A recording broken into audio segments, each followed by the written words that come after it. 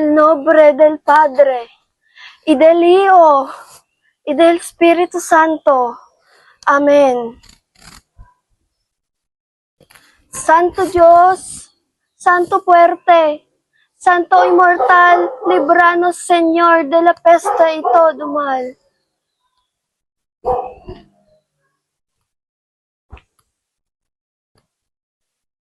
Hay nako, si Huli talaga, tinuruan ko na pero di pa rin maayos magdasal. Lagi na lang nauutal.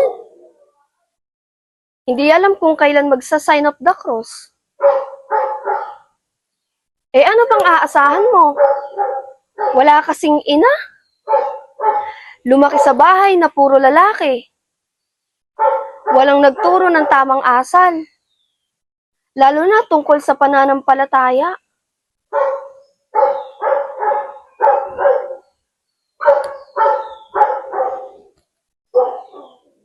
Santo Diyos, Santo fuerte, Santo immortal. Kaya siguro ang dami nilang kamalasan sa buhay.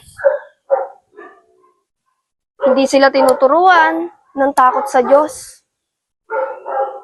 Kaya ayun, kung ano-anong trahedya ang dumarating. Yung tatay niya, si Mang Tales, ayun, nakidnap. Baka naman sign yun para matauhan sila, di ba?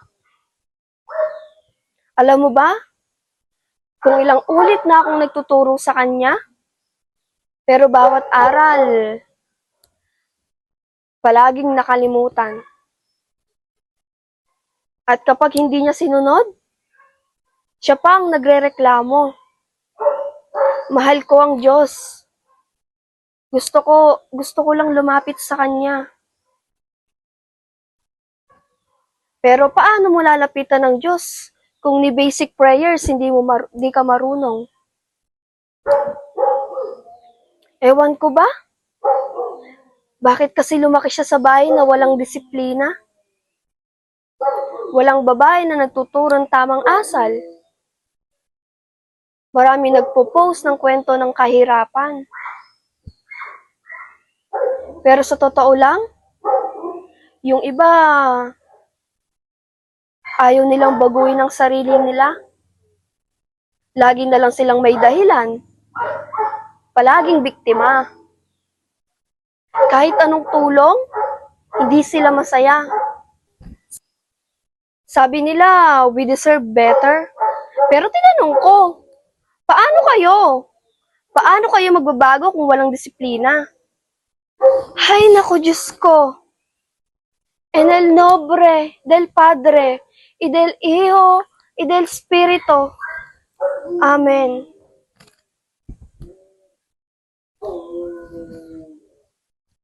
Santo Dios, Santo fuerte, Santo inmortal, líbranos, Señor, de la peste y todo mal.